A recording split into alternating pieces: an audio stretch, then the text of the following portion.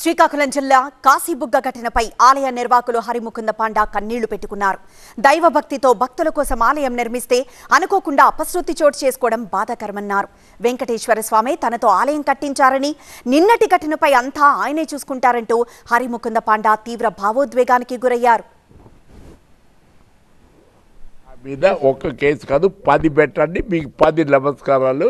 నా మీద 10 కేసు పెట్టండి. నేను అడిచాను మా శ్రీనివాసుడు చేస్తాడు. నేను కేసుకి రాను, ఆడవుతాడు ఆడి మాట్లాడు. ఎవరు ఆడంటే? శ్రీనివాసుడు.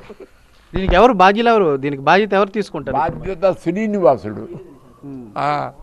నాగేంటి బాధ్యత? నేనెవరు? నాగేంటి కావాలా? నా అమ్మన్న ఉంటుంది. నేను గుడి దగ్గర వెళ్తానమ్మా. ఏంటి